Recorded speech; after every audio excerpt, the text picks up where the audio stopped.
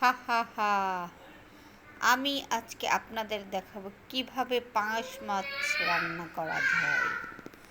তো প্রথমেই আমি মাছগুলো সুন্দর করে পরিষ্কার করে লবণ হলুদ মরিচের গুঁড়া দিয়ে মেখে এই যে ফ্রাই প্যানে তেল গরম করে মাছগুলো ভাজতে দিয়ে দিচ্ছি।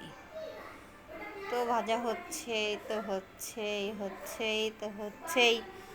মাছ ভাজতেছি দিচ্ছি শেষই হচ্ছে না। মাছগুলো সুন্দর করে ফ্রাই করার জন্য ফ্রাই প্যানে আমি দিয়ে দিলাম। মাছগুলো সুন্দর করে উল্টা পাল্টা করে একদম ব্রাউন কালার করে ভেজে নেব।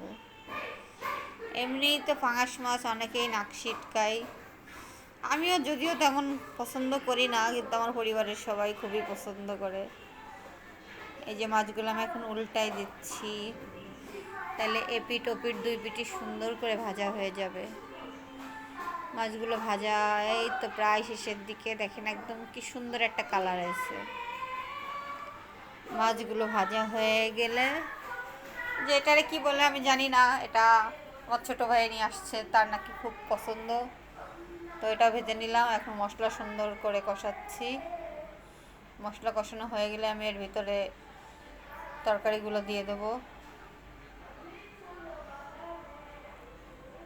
এই যে তরকারিগুলো দিয়ে দিলাম, দিয়ে এখন এটারে সুন্দর করে নাড়াচাড়া করব। নাড়াচাড়া করে সুন্দর করে তরকারি কষাই নেব।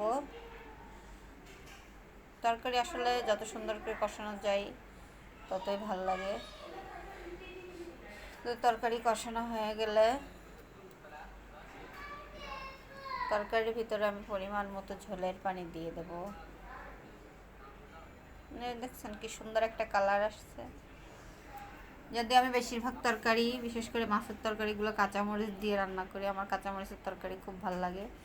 তো অনেকেই লাল মরিচ বা গুঁড়া মরিচ যেটাই বলেন দিয়ে রান্না করে। এই যে ফাইনালি আমি ঝোলের পানি দিয়ে দিছি এবং মাছগুলোও দিয়ে দিছি। এইবার আস্তে আস্তে আমার রান্না শেষ হবে। আল্লাহ হাফেজ, সবাই ভালো থাকবে।